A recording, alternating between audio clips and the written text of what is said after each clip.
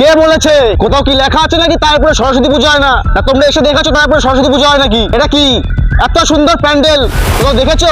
আমরা এটা বলবো না যে আমার তারপরে সব থেকে সেরা পুজো হয়, তবে এটুকু বলতে পারি তোমাদের আসলে পরে ভালো লাগবে, এটা অবশ্যই গ্যারান্টি দিয়ে বললাম তোমাদের।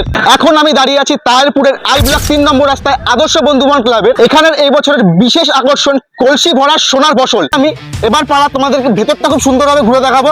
খুবই সুন্দর লাগছে, খুবই এক্সাইটেড আমরা যে ভেতরে কত সুন্দর ডেকোরেশন করেছে। চলো তোমাদের এবার দেখানো যাক।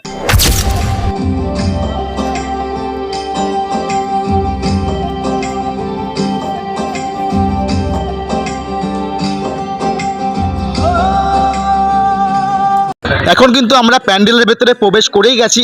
এবার এই বছরের এদের বিশেষ আকর্ষণ হচ্ছে মেন লাইটিং। তো দিনের বেলাটা এত সুন্দর লাগছে, তোমরা জাস্ট একবার ভেবে দেখো রাত্রিবেলা কতটা সুন্দর লাগবে। কিন্তু এখন তোমরা জাস্ট প্যান্ডেল দেখো কত সুন্দর লাগছে।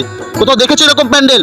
তোমাদের কাছে একটাই অনুরোধ হলো, তোমরা তাহিরপুরে এসে অবশ্যই এই প্যান্ডেলটা অবশ্যই দেখবে। আমাদের যে মেন প্রতিমা, মেন যে ঠাকুর, সেটা কিন্তু আমাদের এখানেই থাকবে। কিন্তু কাজ চলছে, এখনো কিন্তু কাজ কমপ্লিট হয়নি। আচ্ছা তোমরা একবার ভাবো, এখনই এতটা সুন্দর লাগছে, কাজ কমপ্লিট হয়ে যাওয়ার পর সন্ধ্যাবেলা যখন তোমরা ঠাকুর দেখতে আসবে, এই লাইটিং গুলো দেখে তোমাদের কতটা ভালো লাগবে তোমরা শুধু এটা জাস্ট কল্পনা করে দেখো। আমাদের কিছু বড় বড় সিনিয়র দাদারা আছে এবং ক্লাব মেম্বাররা আছে, তাদের সাথে কথা বলা যাক। তো আমরা এখন ক্লাবের কিছু সিনিয়র দাদার সাথে দেখা করে নিলাম।